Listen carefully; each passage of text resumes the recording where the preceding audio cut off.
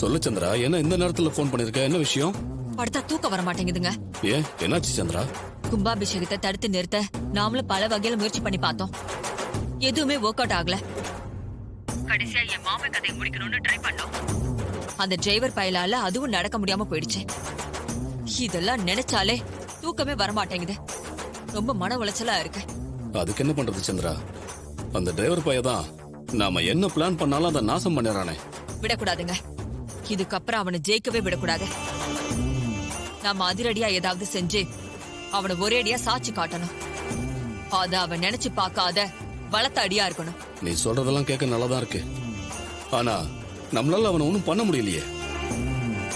நாம அவன் முன்னாடி அசிங்கப்பட்டு தானே நிக்கிறோம். இல்லங்க, இந்த தடவை நாம வேற ரூட்ல ட்ரை பண்ணணும். அப்பதான் அவனை மடக்க முடியும். சரி, என்ன பண்ணலாம் சொல்லு. அவன் தான் ராஜா சேதுபதியோட உண்மையான பேரன்னு நாம நிரூபிக்கணும்.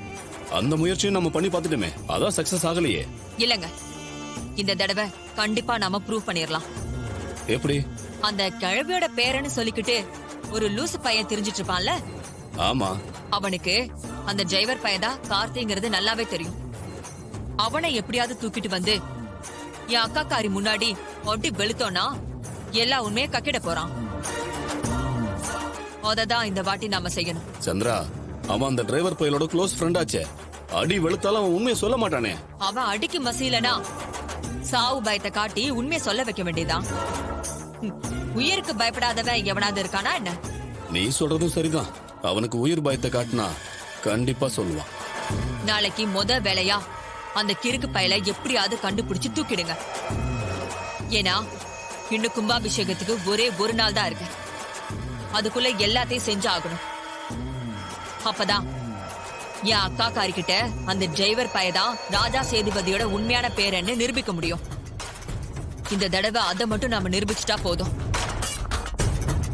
என் அக்கா காரி தானாவே எங்க மாமாவை கும்பாபிஷேகத்துக்கு அனுப்ப மாட்டா. எங்க மாமா இல்லனா ஆட்டோமேட்டிக்கா கும்பாபிஷேகமும் நின்னு போயிரும்.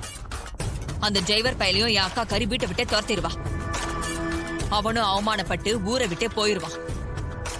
அவனாலதான் என் அக்கா காரிய நம்மளால எதுவுமே செய்ய முடியல. அவன் இல்லனா நாம என் அக்கா காரிய பழி வாங்குறது ரொம்ப கஷ்டமான விஷயமே இல்ல. ரொம்ப ஈஸியா அவ கதையை முடிச்சிடலாம். சரி சந்திரா, நாளைக்கு கண்டிப்பா அந்த லூசு பையனை தூக்கிடுறேன். நீ கவலைப்படாத. பார்த்து ஜாக்கிரதையா செய்யுங்க. கொஞ்சம் மிஸ்டேக் பண்ணா கூட அந்த டிரைவர் பையனும் தப்பிச்சிருவான். கும்பாபிஷேகத்தையும் நம்மளால தடுத்து நிறுத்த முடியாது.